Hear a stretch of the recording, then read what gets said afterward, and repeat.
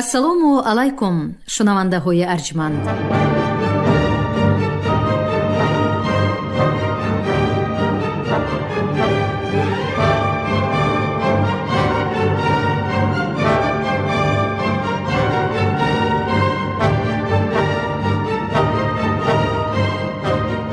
ба таваҷҷӯҳи шумо гуфтор аз силсилаи хониши адабӣ. қироати китоби президенти ҷумҳурии Тоҷикистон муҳтарам Эмомалӣ Раҳмон «Тоҷикон дар оинаи таърих аз ориён то сомониён». китоби сеюм, гуфтори 68. بسیار سالنامه‌نویسان به پنداری غرضناکی از جانب ساسانیان خیانی خواندنی هیتاری‌های سلحشور، اینچنین به خونهای بیرحم و کشورکشهای اتیل همنسب شمردنی هیتاریان فریفته شده. آنها را خونها و خیانیانی سفید نام بردند و به اشتباه ناروای تاریخی راه گشادند. پوشیده نیست که در تلاطم هنگامه‌های منبعدی تاریخی سالنامه‌نگاران نه تنها هیتاریان بلکه چندین قوم‌های سلحشور و کشورکشای و یغماپیشه و جسور را نیز خون و خیانی نامیدند. به قول ریچارد فرای در تاریخ آسیای مرکزی مردم مقیمی کلی کوچنشینان را خونها خیانیان می نامیدند، گرچنده که این نام غیر از کوچنشینان به قومهای دیگری پیش اشان کوچنشینی نبودن است تعلق داشت. حتی سالنامه نویسان یونانی، رومی، ترک‌های عثمانی را که در عهد محمد کنستانتینوپل را ضبط نموده بودند خونها نامیدند. پس چگونه میتوان از این حقیقت تاریخی چشم پوشیده بنا به اشتباه کتابی یا گمانی مورخانی که از منطقه رویدادی واقعه هزارها فرسخ دور بودند از حیثیت قومی، اصالت نژادی و ریشه های پیدایش و تشکل هیتاریان چشم پوشیده خدمتی بی‌قرینه دولت سازی و دولتداری آنها را در منطقه آسیای مرکزی کم میزنیم یا نادیده میگیریم. ثالثاً، چنان که در بالا ضمن دلیل های سرچشمه های تاریخی، حفریات باستانشناسی و دیگر مدرکات علمی و فرهنگی به خصوص آثار پهلوی رقابت کیانیان و خیانیان، اینچنین شهادتی سالنامه های کهن و نسبتاً نوی چینی، زیاده از این دلیل های قاطع عالمان بزرگی شرق و غرب آید به مهاجرت قوم های آریایی و تشکل آنها دیدیم، محض کوشانیان و هیتاریان از میان دهها قوم‌های بزرگی آریایی های شرقی مرزهای ترکستان، آلتای، وادی تریم و ترفان و خوتن و قاشغر توانستند حیثیت قومی، عنصرهای نژادی، ارزش‌های اتنو فرهنگی و اصالت آریایی خود را نگاه داشته بعد مهاجرت طولانی و بازگشتنشان به سرزمین تاریخی نیاگان خیش بزرگترین امپریای جهانی را تأسیس دهند. صرف نظر از پندار و فرضیه های مختلف تاریخ شناسانی عهد کهنه و نو، هیتاریان خواه از قلمرو ترکستان شرقی توسط خوارزم و سوخت بازگشته باشند و خواه مردمی تهجایی بدخشان و تخارستان محسوب شوند، با چرخش ایام توانستند به یک تحریکات بزرگی اتنو فرهنگی و تاریخی بنیاد گذاشته اصالت دولتداری کوشانیان را به پایه‌های بلندتر رسانند. این دو قوم و طایفه خونگرم و سلحشور آریایی های کوچی، کوشانیان و هیتاریان، در قلمرو اجدادی نیاگان تاجیکان و رارود و منطقه آسیای میانه در آیینی دولت سازی و دولت داری و پیشرفت و رستاخیزی تمدن آریایی نقشی بزرگ و بی‌نظیری را گذاشتند که آن را میتوان تنها با خدمت تاریخی ایمپریای هخامنشیان و ساسانیان و یونان و ریم در عرصه تاریخی عمومی جهانی و تشکل ارزش‌های عمومی بشری مقایسه کرد. پس جای گمان و فرض و شرح و تفسیر نیست که هم کوشانیان و هم هیتاریان از لحاظ اصالت قومی و نژادی با طایفه های آریایی های شرقی منسوب بوده در همگرایی بین قومی و داخل قومی نه تنها به تشکل و تحول ملی و اتنا فرهنگی واریسانشان تاجیکان بلکه به بسیار خلقیت‌های منطقه‌ای آسیای مرکزی، ایرانیان، افغان‌ها، پشتون‌ها، قزاق‌ها، قرغیزها، ازبک‌ها و ترکمن‌ها، همچنین خلقیت‌های هندوستان و پاکستان تأثیری عمیق گذاشتند.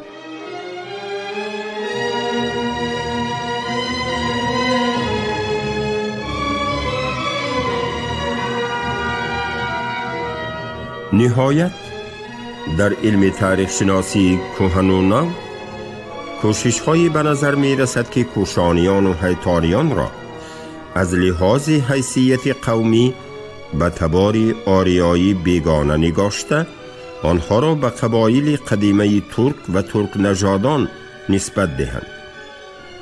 این کوشش در بین مورخان ترکشناس بیشتر رایج بوده. آنها طبیعت پرخاشجویی و سلحشوری و طرز زندگی کوچی هیتاری ها را دلیل آورده قرابت آنها را با ترک نژادها تأکید می کنند.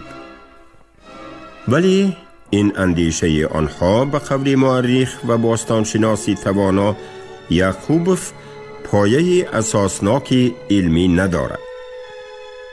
عالمان ترکشناس یوئیجی ها و هیتانی ها را به ترکان مغول صورت نسبت دادنی می شوند، اما این دعوا دلیل ندارد.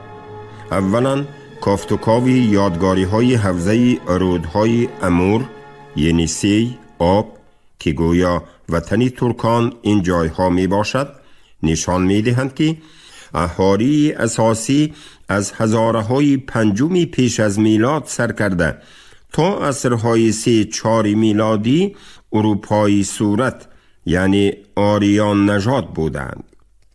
تحقیقاتی در اطراف دریای خوارزم، آلتای و دیگر ناحیه‌های آسیای مرکزی گذرانیده به آن دلالت می نمایند که ترک صورتان تنها در عصر 5 به این جایها آمدند. همینطور یوئیجی ها که در عصر 2 پیش از میلاد و خیانی ها در عصر 3-4 میلادی به سرزمین های باختر و سوخت آمده بودند همراهشان ترک نداشتند. مواد سیماشناسی نیز شهادت می دهد که در کپالی کاسه سری کوشانیان و هیتاریان آمیزش ترکی مغولی وجود ندارد. در رسمهای بالای سکه های کوشانیان، خیانی ها، هیتاریان، دیوار نگاره ها و غیره که به زمان این دودمان ها تعلق دارند آمیزشی مغولی نیست. بازیافت های باستان شناسی از جمله تحقیقات های انتروپولوژی، سکه شناسی، آثار مدنی و حتی جستجوی های ژنتیکی دلالت می کنند که کوشانی ها و هیتاری ها به نژاد آریایی منسوبند. سرچشمه های چینی قرابت نسبی کوشانیان و هیتاریان را بارها ذکر کرده. آنها را به قوم آریایی تبار یوئیجی ها منسوب می دانند. زیاده از این چنان که دیدیم قریب کلی تاریخ نگاران به طایفه ترک ها از نهاد صورت ظاهری و انگیزش های زبانی منسوب نبودن هیتاریان را تأکید کردند و اشتباه مدرک های تاریخی آید به خون، خیانی و خیانی سفید ذکر کردن هیتاریان ماهیت منسوبیت نژادی آنها را تغییر نمی دهد، زیرا همه طایفه های احتمالی نامبر شده اصلاً به تبار آریایی منسوبند و به ترک های و ترک نژادان ارتباط ندارند. گذشته از این حاجتی تکرار نیست که باشندگان اصلی کشورهای مختلف آسیای میانه، افغانستان، هندوستان، پاکستان و قسمت شرقی چین از زمانهای قدیم تا اصطلاح ترک ها قومهای آریایی بوده. صرف نظر از آمیزش بعدینه اشان با ترکان و مغولان و خلقیت های دیگر سیمای اصلی خود را نگاه داشتند. و این مسئله هنوز اکادمیک باباجان غفور فرو آورده با وجود اختلافات دلیل های تاریخی از تبار آریایی بودن هیتاری ها را تاکید کرده است. در سرچشمه های گوناگون هیتاریان غیر از نام گونهای سفید باز نامهای بسیاری دارند که خود همین باعث مشکلاتی کلان است. در مأخذهای سوریانی نام آنها ابدال یا ابتلیت، در مأخذهای یونانی زبان ابدیل یا افتلیت، در مأخذهای ارمنی هپتیل، ایدال و تیتال، در زبان میانه فارسی افتال و هفتال، در زبان عربی هیتال و یفتال، در زبان تاجیکی و فارسی هیتال و هیتال، در مأخذهای خطایی ایده تلفظ قدیمیش یبتت و یدین تلفظ قدیمیش یبتین. غیر از این باید گفت که در مأخذهای پهلوی و زردشتی آنها را خیانیان، در هندی خونا نامیده اند و مأخذهای عربی آنها را با ترک ها و مأخذهای ارمنی با کوشانیان آمیخته کردند. ولی صرف نظر از این عالمی نکته سنج و جوینده در اساس دلیل های تاریخی به تبار آریایی منسوب بودن هیتاری ها را قید نموده درباره به زبانهای شرق ایرانی منسوب بودن زبان آنها فکرش را چنین بیان می کند: عملاً یگان دلیل جدی نیست که زبان هیتاریان را ترکی یا مغولی گوییم.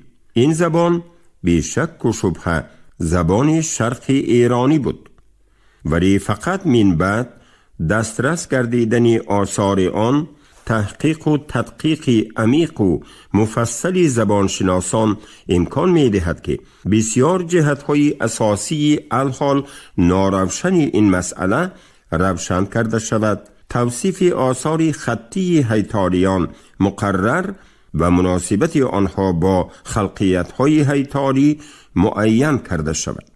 در اهل دولتداری هیتاریان در آسیای میانه خط و زبان سغدی نیز رایج بوده.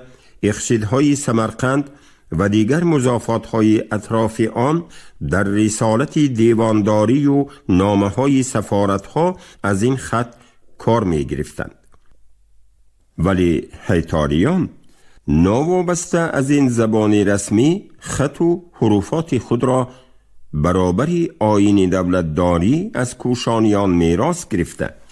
در قلمرو تخارستان و کل مضافات‌های باختر اساساً زبان باختری معمول بود.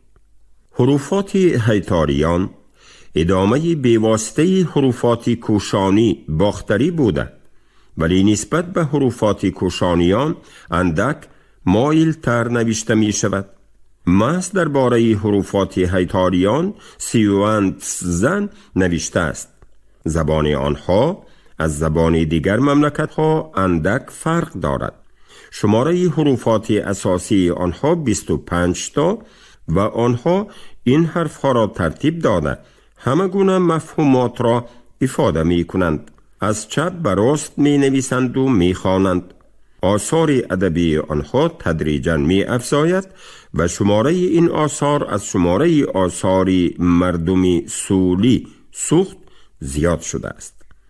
و در آخر فرضیه علمی را عاید به مکانی بود و باش و نسب هیتاریان افزودنیم که از جانب بعضی مورخان و باستانشناسان دستگیری یافته است. این فرضیه از اصطلاح هیتاریان پدید آمدن نام خوتلان را پیش گذاشته، قرابت تاریخی پادشاهان خوتلان و مردم آن را با هیتاریان حدس می‌زند. به قول مورخان عهد اسلام از جمله طبری، استخری، ابن هردادبه، بیرونی و دیگران، وطن اصلی هیتاریان تخارستان و ساحل راست دریای آمو بوده، خوتلان یک جزء اساسی ملک آنها به شمار می رود.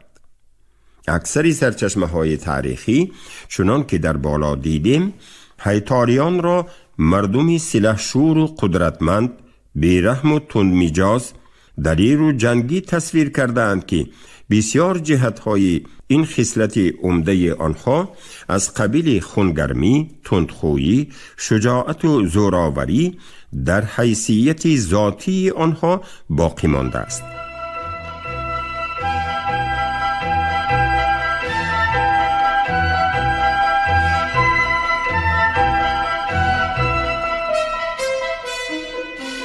پادشاهان هیتاریان زمان بامیان را پایتخت خود قرار داده، پادشاهانش خود را شیر می خواندند. از همین جاست که مورخ و باستانشناس یعقوبوف عنوان شیر داشتنی پادشاهان بامیان و خوتلان را به اینابت گرفته چنین می نگارد: اصلا هیتاریان لقب شیر را داشتند. شاهان ختلان و بامیان که اصلا از این دودمان بودند عنوان شیر ختلان و بامیان را داشتند. شیر و باز باشه رمز اولادی هیتاریان بودند و در سکه ها و تاج آنها عکس گاو و باز و در پرچمشان عکس شیر کشیده شده بود. رمز اولادی پادشاهان هیتاری و بازیافت حفریات شهرستان هلبوک، مجسمه میسین شیر، تصویرات گجین و دیگر نقش‌های شیر، باستانشناس ورزیده یعقوبوف را به اندیشه آورده است که تمثال شیر نشان جسارت، قدرت و توانایی، رمز سلطنت پادشاهی و اقتدار دولتداری بوده. پادشاهان ختلان حتی بعد انتشار اسلام در عصرهای 9-10 خود را شیر ختلان می نامیدند. از این لحاظ او عقیده ای را پیش می گذارد که کلمه خوتلان از کلمه هیتاریان برآمده معنای ملک هیتاریان را دارد. محقق به تقویت فکرش بازیافت‌های شهرستان سیاد، ناحیه همدانی و معبد آکس وخش را افزوده دلیل دیگر می آورد که ابن هردادبه عنوان پادشاهان تا اسلامی ایران و آسیای میانه را ذکر کرده، عنوان پادشاهان بامیان و ختلان را در شکل شیر ختلان نام میبرد. علاوه بر این از روی معلومات نرشخی پسر شاه هیتاریان شیر کشور نام داشته است. اگر این فرضیه از جانب مورخان و متخصصان رشته اتنوگنز و مردمشناسی و ژنتیک اتنیکی اعتراف شود، باعث باز یک دلیل قوی به تبار آریایی و ملت تاجیک منسوب بودن هیتاریان می گردد. همین طریق در وسط رودهای آموی و سیر و قلمرو آسیای میانه باز یک آیین دولتداری نیاگان ما هیتاریان پدید آمده به تأسیس مرکزهای نوی علم و معرفت، انکشاف تمدن، پیشرفت هنری معماری و شهرسازی، گسترش تجارت و رابطه های اقتصادی، اینچنین افزودن نفوذ راهی بزرگ ابریشم در بین ممالک شرق و غرب مساعدت می نماید. ملت تاجیک در تمثال هیتاریان با جذب خون تازه و نیروی مؤثر و توانای اتنا فرهنگی، آمیزش اصالت زندگی مقیمی با آیین‌های روزگاری کوچی توانست به زینه والاتری کمالات رسیده. فرهنگی اصیل، خط و زبان پیشرفته، ارزش‌های ثابت اخلاقی و نظام مکمل دولتداری را بنیاد گذاشته، در تأثیر متقابله فرهنگی خلقیت‌های آریایی و همگرایی قومی و ملی آنها زینه‌های نوی انکشاف را پیماید. این تحریکات نوی اتنا فرهنگی که از آمیزش و خون تازه، همایش و خلق و خوی و اصالت و ارزش‌های گوناگون زندگی، اینچنین مطابقت حیثیت روحی و روانی غذا می گرفت، یک رویداد بزرگ ناتکراری در آیین دولتداری نیاگان ما گردید. امروز که جمهوری تاجیکستان صاحب استقلال زینه‌های نوی اصلاحات اجتماعی و اقتصادی و معنوی و فرهنگی را پیش گرفته است، در این راستا تقویت خودشناسی ملی و تحقیق تاریخ تشکل ملت ما اهمیت خاصه پیدا می کند. از این لحاظ ما در خصوص حیثیت برآمد هیتاریان و عنصرهای قومی و اتنیکی آنها مفصل تر استاده، باز یک صحیفه نوی تاریخ تشکل ملت، روند خودشناسی و منیش ملی، حافظه تاریخی و عامل‌های اتنا فرهنگی را ورقگردان کردیم که آن به وحدت کنونی و من بعده ملت تاجیک مساعدت می کند. آموختن و دانستن ریشه های تاریخی ملت از قبیل آیین دولتداری، ساختار تاریخی، سیاسی و اجتماعی، ارزش‌های والای اخلاقی و دستاوردهای معنوی، اعتقاد و تفکر، فرهنگ و میراث گذشته برای هر فرد با ننگ و ناموس قرض مهمی شهروندی و اصالت مقدس انسانی به شمار می رود.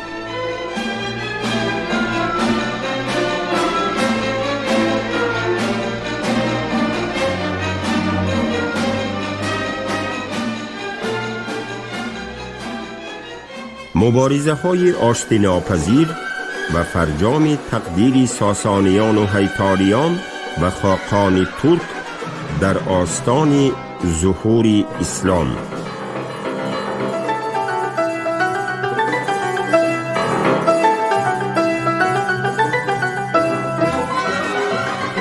در عصر 5 و نیمه عصر 6 دولت هیتاریان به اوج انکشاف و سطح بلندی نیروی سیاسی و اقتصادی رسیده و یک امپریایی توانای و ابرقدرت تبدیل می یابد که حدودهای قلمروش از هرات و سیستان تا تیبت و مرزهای شرقی چین، از دریای خوارزم ارل تا هندوستان مرکزی دامن می افرازد. قدرت و نفوذ دولتداری هیتاریان بخصوص در عهد شاهنشاهی خوشنواز افزوده کل طایفه های مقیمی و کوچی آریای تبار آسیای مرکزی را در حدود یک امپریه متمرکز متحد می سازد. پیروز پس از سلطنت بیش از 25 ساله و 3 هجوم بی‌برارش به مقابل هیتاریان، عاقبت سال 484 کشته شد و مطابق معلومات تبری دختر او فیروز دخت با موبدان، موبد کهنسالش اسیر افتاد. سپاه 100,000 ساسانیان که بار سیوم به جنگ حیاتیله آمده بودند، از اثر این جنگ بی‌برار قسم زیادش کشته شدند و باقی مانده هایش اسیر و برده گشتند. پادشاه هیتاریان خوشنواس که از پسران پیروز شاهزاده قباد را به عوض تاوان جنگ دوم گروگان نگاه می داشت، بعد شکست واپسین پیروز به شرف تنتنه غلبه دختری او فیروز دخت را به زنی گرفت. قلمرو شرقی دولت ساسانیان قریب به صاحب مانده حدودهای هر دو ساحل دریای آمو به خصوص مرو و نیسا و هرات تا حدودهای سرخس و مشهد به اختیار هیتاریان گذشت. تاخت و تاز و یغماگری ها در قلمرو شرقی ایران اوج گرفته، دهشت حیاتیله، صبر و قرار مردم دارا و نادار و اشرافان و اهل دربار را دوچند می افزود. بعد مرگ پیروز، اشرافان با نفوذ ساسانی برای پیشگیری این پریشانی و پراکندگی برادر پیروز بلاش را سال 484 تعجیلاً به تخت نشانده، سپهسالار کل ارتش سوفرای را مأمور ملک‌های شرقی ساسانیان گذاشتند. حاکمیت را اصلاً به جای بلاش سوفرای کارآزموده اداره می‌کرد. بلاش یک دسته سفیران را با سروری سوفرای به حضور خوشنواز فرستاد تا که امنیت و آرامی ملک ساسانیان را تأمین نماید. بعد مذاکرات طولانی خوشنواز عاقبت به بستن صلح راضی شد، به شرطی که ساسانیان هر سال به او مبلغ معینی تاوان جنگ بپردازند، از بحر مرو و نیسا و هرات بگذرند و به حدودهای هر دو ساحلی رود آمو دیگر لشکرکشی و دست درازی نکنند. پس از امضای سازشنامه صلح، پسر پیروز شاهزاده قباد و موبد سال خورده اردشیر و چندی از بزرگان ایران را آزاد نمودند و عاقبت راه صلح را پیش گرفتند. به قبر فردوسی بزرگ چو لشکر بدیدند روی قباد، ز دیدار او انجمن گشت شاد. همان موبدی موبدان اردشیر، اسیران کی بودند بر ناو و پیر. ز جیحون گذر کرد پیروز و شاد، ابا موبدان موبد و کیقباد. کی از جنگ برگشت پیروز و شاد، کشاده بیشد بند ز پای قباد. قباد که اصلا یکی از پسران کلانی پیروز بود و از پشتیبانی خوشنواز امید داشت، دعوای تخت و تاج نمود و خواست سلطنت را از دست برادری پدرش بلاش بستاند. ولی جانبداران بلاش این تلاش‌های آشکار و نهان و میل شاهنشاهی او را نپذیرفتند و قصد جان قباد نمودند.